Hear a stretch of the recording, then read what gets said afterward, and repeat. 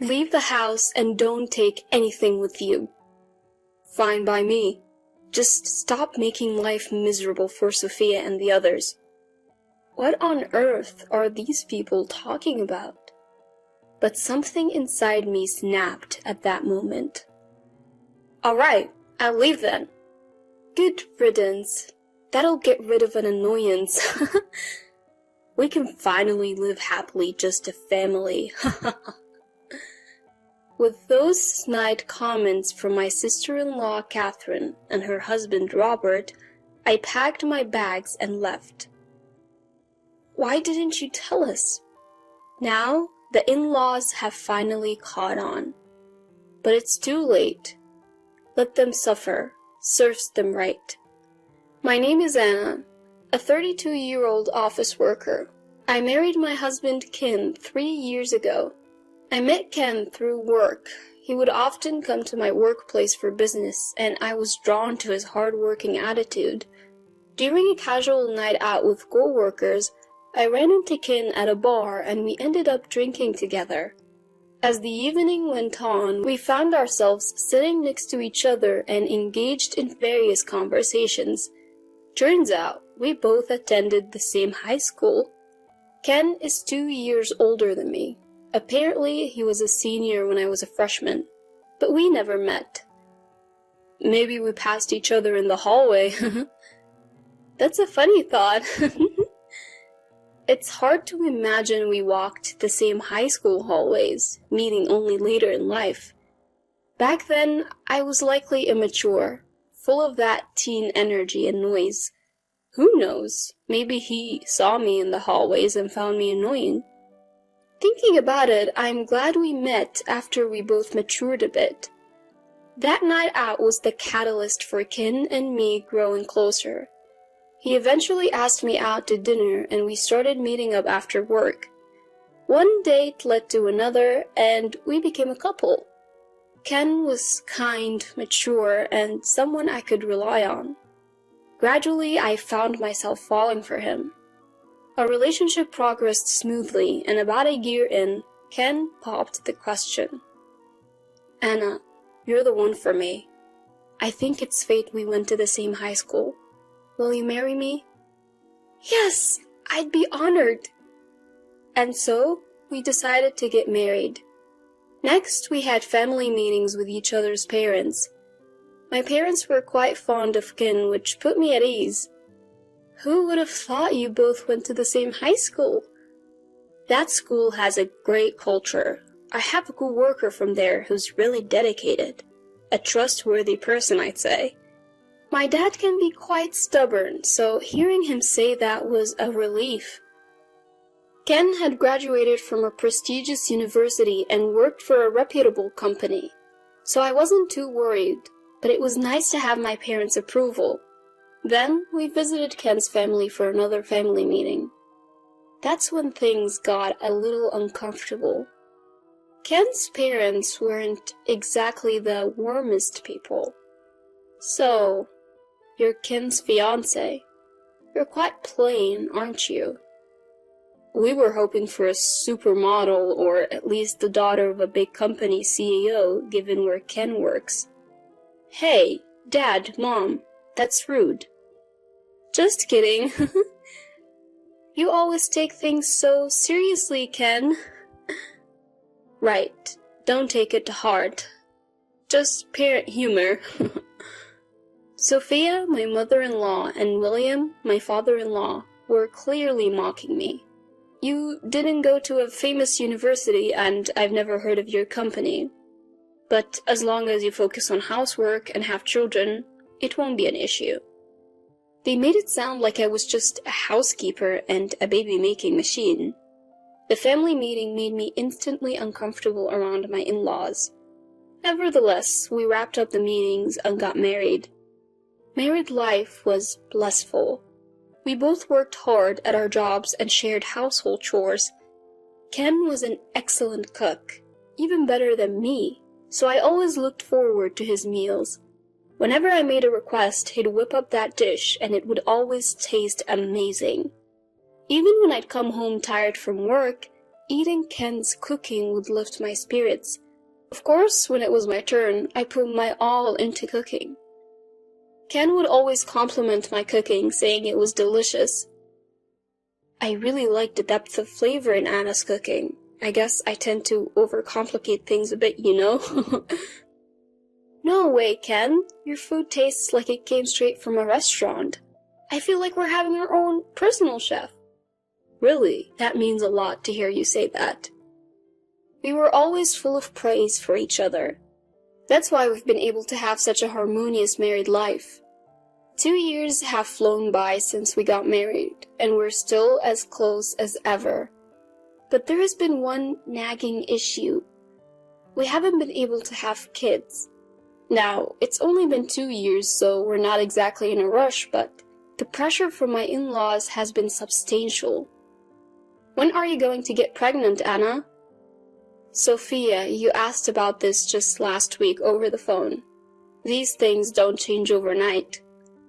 What are you talking about? If you keep procrastinating, that's why you won't have children. Are you sure you're even capable? What? Did you hide that from Ken when you married him? Absolutely not. If you're lying, I won't let it slide. Sophia often cornered me like this. Eventually, I underwent fertility testing and reported to my in-laws that I was fully capable of having children.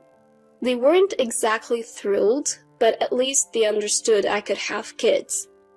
Still, they continued to heap on the pressure. If you're capable of having kids, then hurry up. What a useless daughter-in-law. Being pressured like this only makes it harder to conceive. Every visit to the in-laws' house became an ordeal, and both of them would only criticize me when Ken wasn't around. Sophia would often call to confirm Ken was away before launching into her tirades. Life with Ken was great, but dealing with the in-laws was causing me a lot of stress. I felt uneasy, fearing that I'd have to endure their criticisms indefinitely. However, amidst all this, another issue arose. William, Ken's father, became frail and needed nursing care. And, of course, the in-laws expected us to move in with them. Ken is the eldest son, so it's only natural that he helps out. Since you can't have kids, the least you can do is be useful. They continued to press us like this, and Ken, unaware of the emotional toll his parents were taking on me, broached the subject of us moving together. Mom seems to be struggling a lot. I really want to help out if I can. What do you think? I was really torn. Living together would likely be hard. My in-laws have been giving me a hard time behind Ken's back. If I outright say no, Ken would be shocked. So I decided to lay down some conditions. Okay, I get that Sophia and the family are having a hard time. Can I ask some conditions of my own? Sure, go ahead. I'm the one asking for a favor after all. Thanks. First off, I won't be taking care of William. Normally, that should fall on Sophia or their actual son, you, Ken. Also, I want to continue working. If you can agree to these 2 conditions, then we can live together. As I said this, Ken looked at me seriously. He might be disappointed. Maybe he'll say it's a problem if I'm not willing to cooperate with his parents. But Ken looked me in the eye and said, "All right, I accept your conditions. I'll make sure not to put any burden on you." Facing Ken, who looked at me straight on, I decided to trust him. And so we moved into my in-laws' house to begin our life together. They seemed to think they could boss me around as Sophia quickly started issuing orders. "Anna, please take care of William.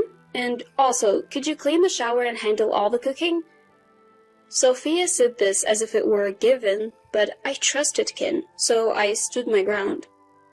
I won't be doing any nursing care for William. That's not my role.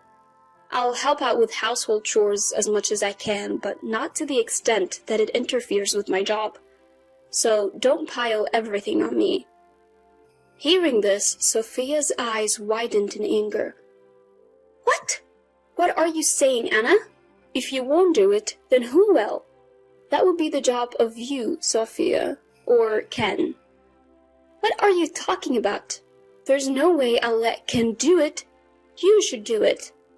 Sophia yelled at me, and during dinner she said, "It seems Anna doesn't care about us at all. She doesn't even want to help with William's nursing care. All I asked for was a little help in tough times."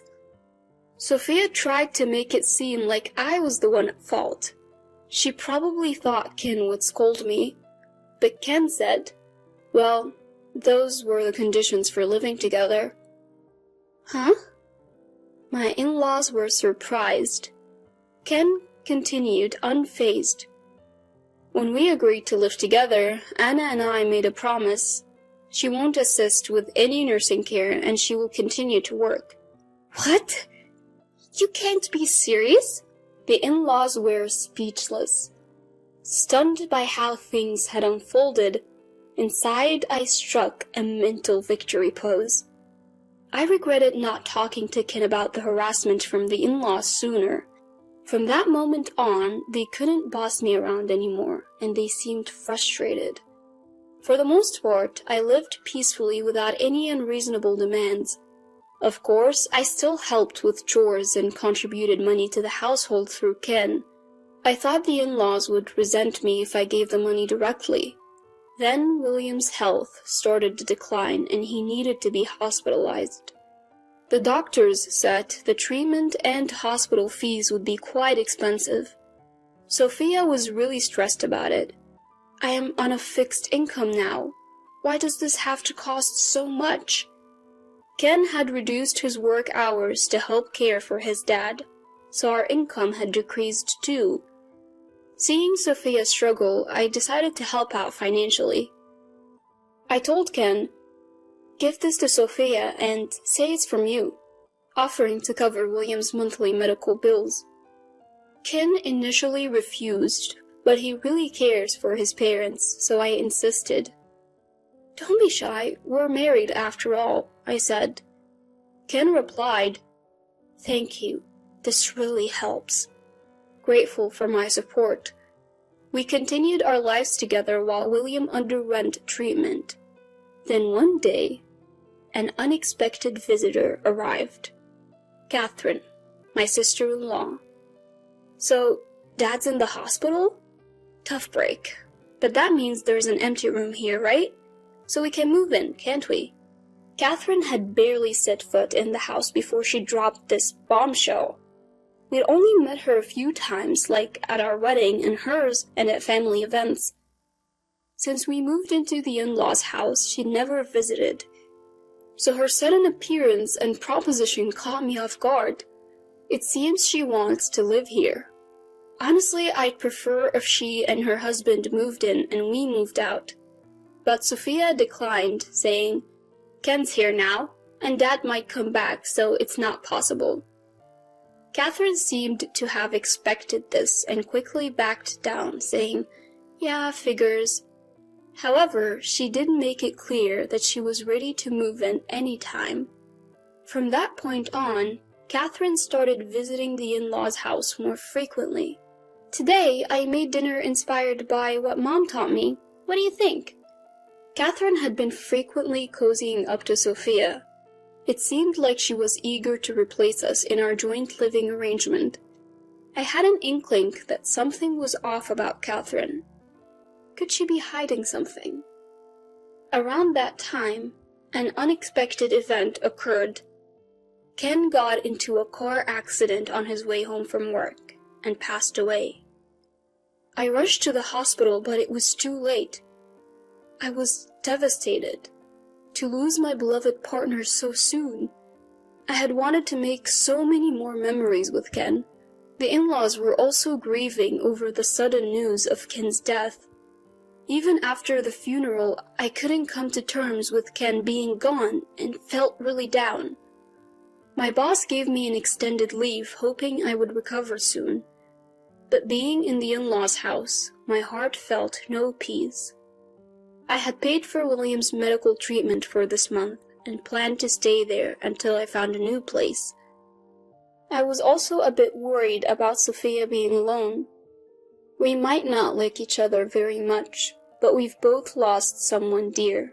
We're both hurting, I thought. But then Sophia trampled all over my good intentions. The tipping point came one day when Catherine and her husband visited. Why is Anna still here even though Ken has passed away?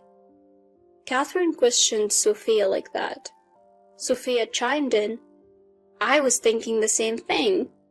We've been busy with the funeral, but we're not obliged to keep Anna an outsider here. Fueled by Sophia's words, Catherine and her husband became even more assertive. Outsiders should leave, and leave your assets too. Exactly. Don't burden Sophia and the rest any longer. What on earth are these people talking about? But something in me snapped then. Fine, I'll leave. They looked surprised when I easily agreed, but then they smirked. Now we can get rid of the troublemaker. We can finally live happily just as a family. Don't worry, Mom. From now on, we'll be the ones living here. As they spoke those words, I packed my bags and left. A month had passed since then. Living in a studio apartment near my workplace, I had been focusing on my career. Then one day, I received a call from an unknown number. Hello? Thinking it might be work-related, I answered. It was Sophia. Anna? Why didn't you tell me? I had no idea you were the one paying for William's medical bills. And the money in the house. It wasn't Ken, but you. It was too late for the people in my in-laws' house to realize the truth. They had it coming. I thought it would make things easier if we said the money came from Ken. Truthfully, Ken was cutting back on work to help with William's nursing care, so I was the one making significantly more money. So that's how it was. I'm sorry for not noticing. Can you help us again? No way. What? Why? I always tried to be minimally supportive as family, even when mistreated by you and others. But you continued to harass me without knowing the truth, even trying to kick me out. I've put an end to my martial ties with the late Ken. We're now complete strangers. Please figure out how to handle William and your daughter's family issues on your own. I said that and hung up. Then I blocked her number. I later learned from a relative still in contact with me that William had tried to force Sophia into a divorce to prioritize his own treatment. He probably thought they could afford it if one less person needed supporting. However, Sophia refused, insisting she would only agree to a divorce if she got a huge settlement. Right now, their family is a mess, embroiled in legal battles. Both are being emotional, but they'll soon realize the lawyer fees will bleed them dry. Eventually, there won't be any assets left to divide. Catherine and her husband, it turns out, had debts, and they were close to being kicked out back then. In-laws have just now realized the fact, but it's too late. They were planning to mooch off my in-laws, but that failed miserably as my in-laws are now on the brink of divorce. Currently, Catherine and her husband are living in a cheap apartment and are asking relatives and friends for loans. However, no one is lending them money because they can expect that they will never get it back. Their debt will continue to grow with interest, making their situation even worse.